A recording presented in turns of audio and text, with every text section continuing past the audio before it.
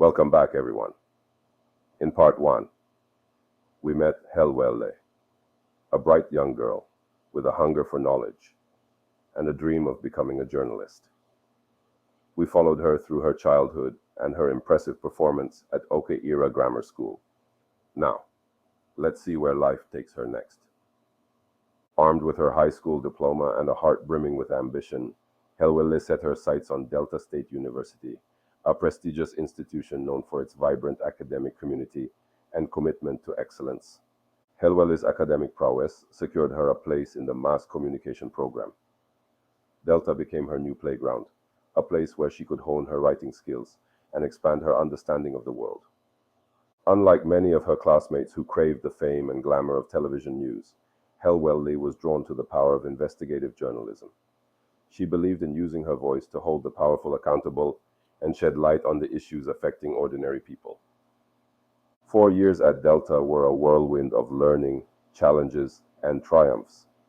Ewele emerged from university a confident young woman, her mind sharpened and her voice ready to be heard.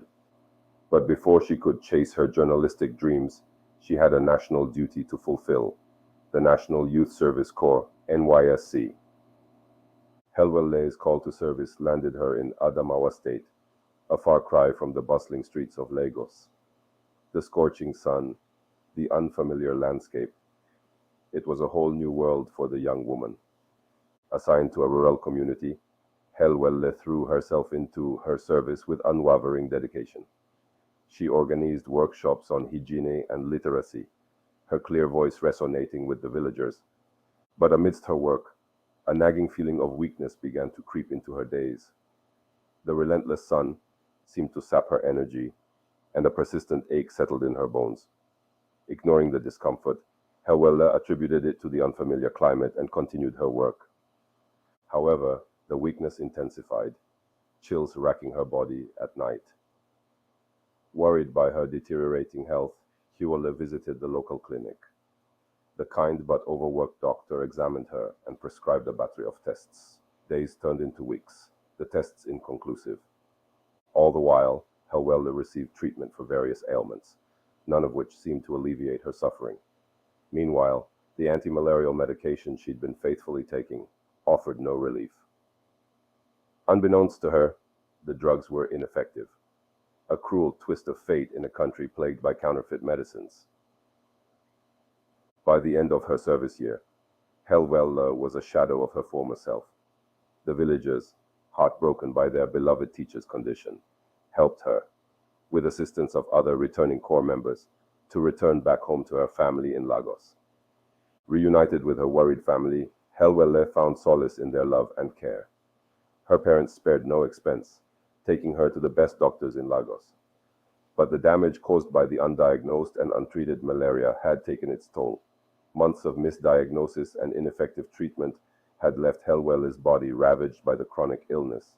Despite valiant efforts from her family and the medical professionals, Ewele's condition continued to deteriorate. The once vibrant young woman, with dreams of becoming a journalist, now fought for each breath. Tragically, just 6 months after returning from Adamawa and on the day of her 24th birthday, Ewele's mom Rosa, in the company of other neighbors, rushed her to the hospital after she experienced another bout of restlessness, where she quietly succumbed to the complications arising from chronic malaria. The cold hands of death stole her from her loving family and the world, a future filled with powerful stories untold. Ewele's story is a heartbreaking reminder of the devastating impact of preventable diseases and the dangers of counterfeit medication. But it's also a story of hope. Hope for a future where access to quality health care is a right, not a privilege. Ewele's life, though tragically cut short, serves as a powerful reminder to cherish every moment and pursue our dreams with relentless passion. Let's honor her memory by fighting for a world where illnesses like malaria don't claim the lives of young, aspiring storytellers. Thank you for joining us for Ewele's story. If you or someone you know is interested in learning more about malaria prevention and the fight against counterfeit medication, please visit the links in the description below.